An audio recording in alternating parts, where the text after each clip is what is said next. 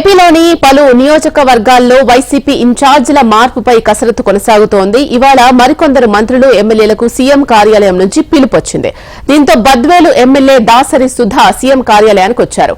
గిద్దలూరు నియోజకవర్గ ఇన్ఛార్జ్ నియామకంపై కూడా కసరత్తు కొనసాగుతోంది. ఈ నేపథ్యంలో గిద్దలూరు ఎంపీపీ భర్త కడప వంశీధర్ రెడ్డి తాడేపల్లి క్యాంపు కార్యాలయానికి వచ్చారు. మరోవైపు టీమిండియా మాజీ క్రికెటర్ అంబటి రాయుడు సైతం తాడేపల్లి క్యాంపు కార్యాలయానికి వచ్చారు.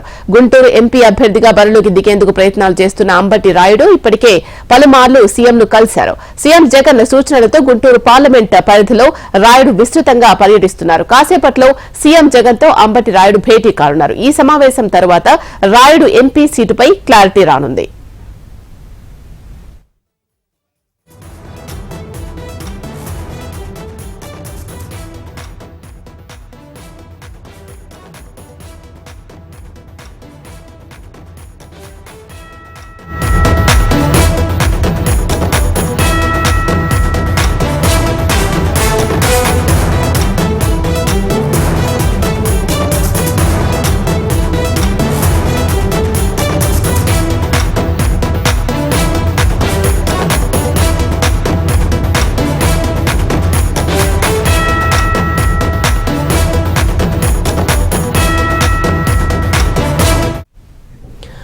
ఏపీలోని పలు నియోజకవర్గాల్లో వైసీపీ ఇన్ఛార్జీల మార్పుపై కసరత్తు కొనసాగుతోంది. ఇవాళ మరికొందరు మంత్రులు ఎమ్మెల్యేలకు సీఎం కార్యాలయం నుంచి పిలుపొచ్చింది. దీంతో బద్వేలు ఎమ్మెల్యే దాసరి సుధా సీఎం కార్యాలయానికి వచ్చారు. గిద్దలూరు నియోజకవర్గ ఇన్ఛార్జ్ నియామకంపై కూడా కసరత్తు కొనసాగుతోంది. ఈ నేపథ్యంలో గిద్దలూరు ఎంపీపీ భర్త కడప వంశీధర్ రెడ్డి తాడేపల్లి క్యాంపు కార్యాలయానికి వచ్చారు. మరోవైపు టీమిండియా మాజీ క్రికెటర్ అంబటి రాయుడు సైతం తాడేపల్లి క్యాంపు కార్యాలయానికి వచ్చారు.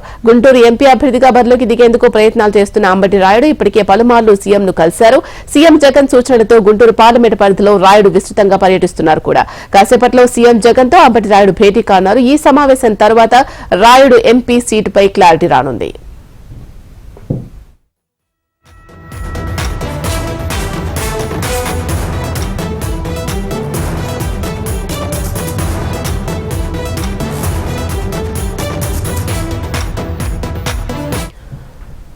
ఏపీలోని పలు నియోజకవర్గాల్లో వైసీపీ ఇన్ఛార్జీల మార్పుపై కసరత్తు కొనసాగుతోంది. ఇవాళ మరికొందరు మంత్రులు ఎమ్మెల్యేలకు సీఎం కార్యాలయం నుంచి పిలుపొచ్చింది. దీనికి సంబంధించి మరిన్ని అప్డేట్స్ అందించడానికి మా ప్రతినిధి వినయ్ లైవ్ లో సిద్ధంగా ఉన్నారు.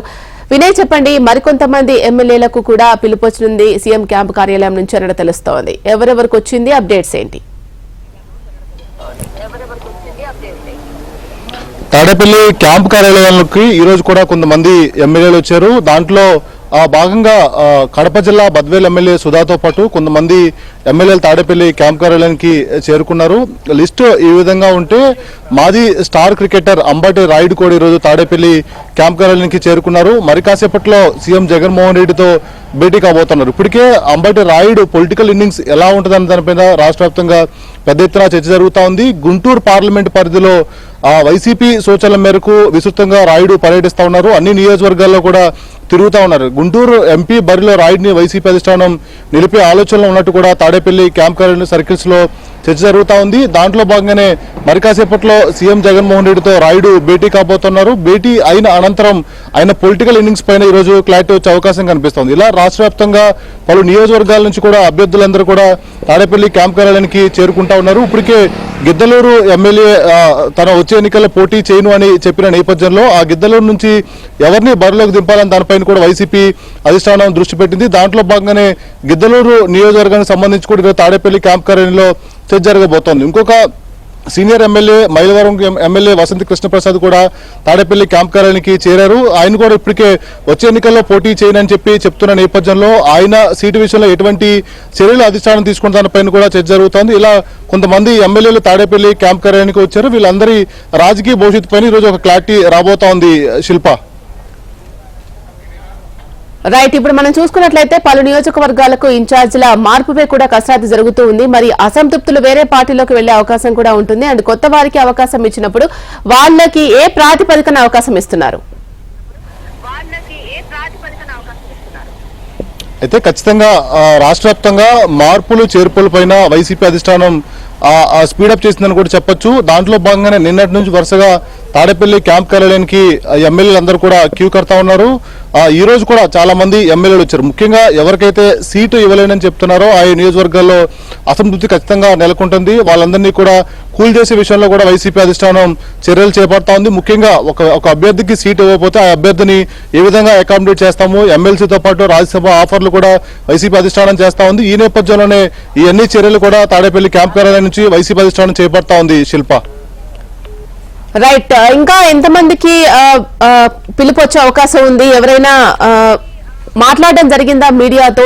ఏం జరుగుతోంది? పార్టీలో మార్పులు చేర్పులు కావచ్చు, అంటే అధిష్టానం చర్యలు ఏ విధంగా వాళ్ళు తీసుకుంటున్నారు? వాళ్ళు సాటిస్ఫైడ్ గానే ఉన్నారా? అంటే ఏం చేసినా కూడా అధిష్టానం కరెక్ట్ గానే చేస్తుంది అనే ఆలోచనలో ఉన్నారా?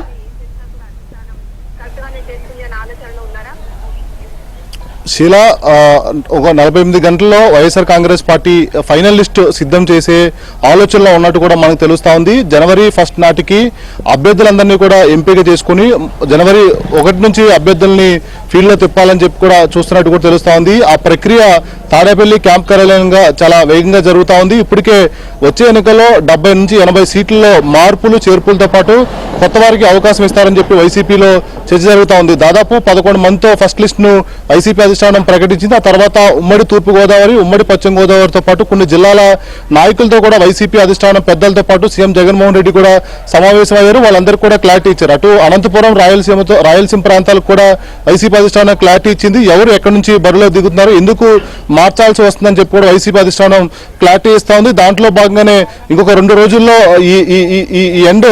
ఈ మంత్ ఎండ్ అవుతుంది కనుక అప్పటికల్లా అభ్యర్థులను ఫైనల్ చేయాలని చెప్పి కూడా వైసీపీ అధిష్టానం భావిస్తా ఉంది. దాంట్లో భాగంగానే తాడేపల్లి క్యాంప్ కార్యాలయంగా అలాంటి అడుగులు వేగంగా వైసీపీ అధిష్టానం ముందుకేస్తా ఉంది.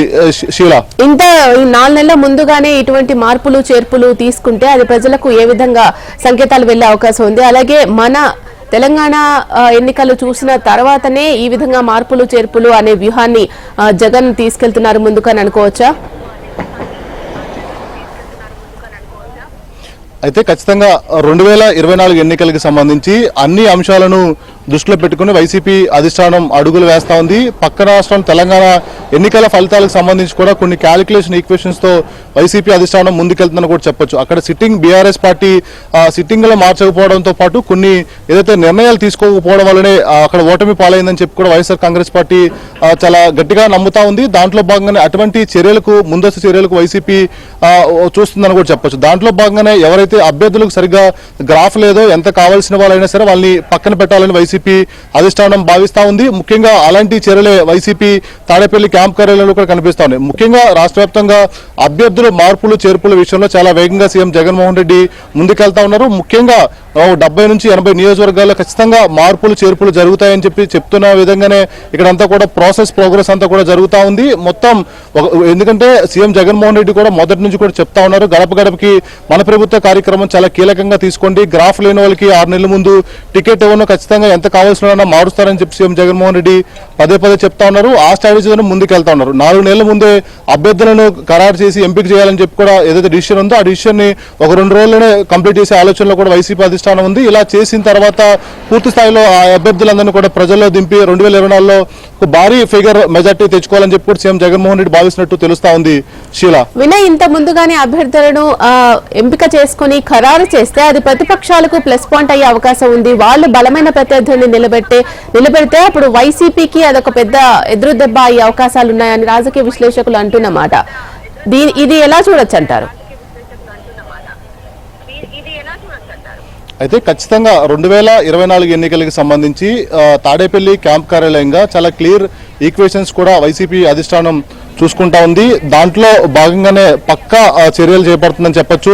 ముఖ్యంగా ఈ అభ్యర్థుల ఎంపిక విషయంలో వీలైనంత త్వరగా అభ్యర్థుల మార్పులు చేర్పులు చేస్తుంది కనుక ఆఖరి నిమిషం వరకు అభ్యర్థుల్ని మార్పులు చేర్పులు చేయకపోతే ఆ నియోజకవర్గాల్లో ఆ అభ్యర్థి పర్ఫార్మెన్స్ చేయరని చెప్పి కూడా లెక్కలేసుకుంటుంది. ఒకవైపు అటుపక్క ప్రతిపక్ష పార్టీలు కూడా చాలా బలమైన పోటీ ఇస్తున్న నేపథ్యంలో జనసేన, టీడీపీ పొత్తుతో పాటు ప్రశాంత్ కిషోర్ లాంటి వ్యూహకర్తలు మిగిలిన అంశాలన్నీ ప్రతిపక్షాలకు అడ్వాంటేజ్ గా మలుచుకోవాలని చూస్తున్న నేపథ్యంలో ఎటువంటి అవకాశాలు ఇవ్వకూడదని చెప్పి కూడా సీఎం జగన్మోహన్ రెడ్డి కూడా భావిస్తా ఉన్నారు. ఇప్పటికే వైఎస్ఆర్ కాంగ్రెస్ పార్టీ సింగిల్ గానే బరిలోకి దిగుతుందని చెప్పిన నేపథ్యంలో ఆ సింగిల్ గానే స్ట్రాటజీలు కూడా రూపొందించుకుంటూ చెప్పుకుంటా ఉన్నారు. ముఖ్యంగా ఈ 4.5 ఏళ్లలో ఈ చెప్పిన మాటలన్నీ కూడా నెరవేర్చాము, నవరత్నాలన్నీ అమలు చేసాం కనుక ప్రజల్లో సంక్షేమం అవన్నీ కూడా ఉపయోగపడతాయని చెప్పి సీఎం జగన్మోహన్ రెడ్డి లెక్కలేసుకుంటా ఉన్నారు. దాంట్లో భాగంగానే కొన్ని చోట్ల అభ్యర్థుల మార్పుల విషయంలో వైసీపీ కొన్ని లెక్కలు కూడా చెప్తోంది. ప్రధానంగా ప్రజల్లో బాగానే ఉంది, కానీ నేతల మధ్య సమన్వయం, కార్యకర్తలు సరిగా పట్టించుకోవడం ఇలాంటి ఇబ్బందులు ఎదురవుతున్నాయి కనుక ఖచ్చితంగా అక్కడ అభ్యర్థిని మారుస్తే వేరే అభ్యర్థి వస్తే వాళ్ళందరూ కూడా పార్టీకి పనిచేస్తారు, అక్కడ గెలిచే అవకాశం ఉంటుంది. ఇలా 80 నియోజకవర్గాల్లో